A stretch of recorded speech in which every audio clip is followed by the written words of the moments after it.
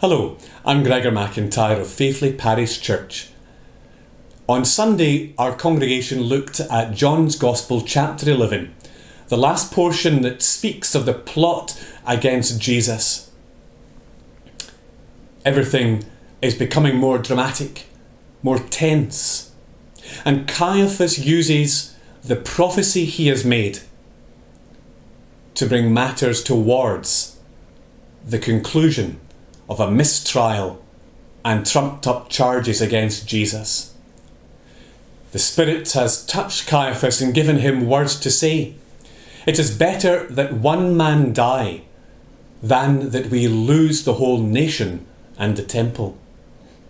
Well, I can see why politically he thinks that.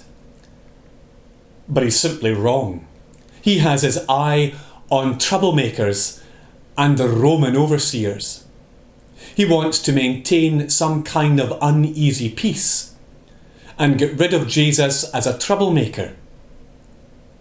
Too bad Caiaphas had no practice at reading the hand of God in the world and realising that the Spirit of God was moving on God's purposes, not the purpose and the plans of the Sanhedrin.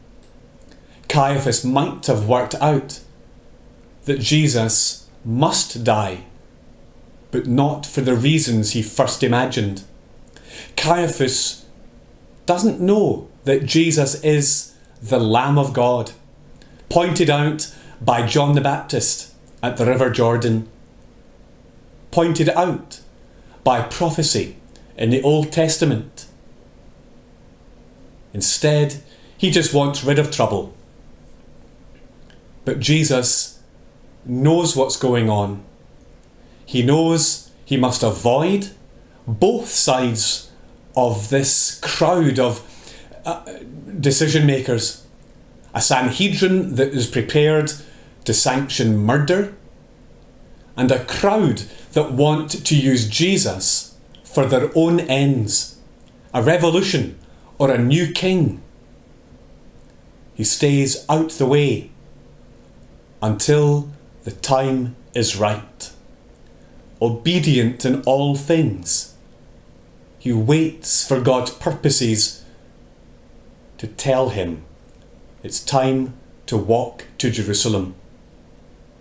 We'll celebrate that on the 14th of April with Palm Sunday, but till then, marvel at the life of Jesus and his obedience, and marvel too that God is in what the world misunderstands, in all that it gets wrong, and even in the minds and plans of those who have no desire to serve God. Still, God's hand guides and moves.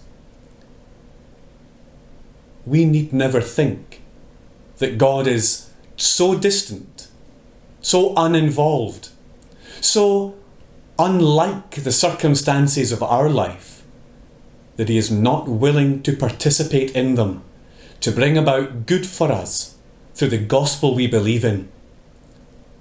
He is moving in my life and the lives of those around me, the lives of those around you, also that you and I can be obedient, believing that even in bad moments and crises, as well as the good and blessed moments, he is busy for the sake of the gospel.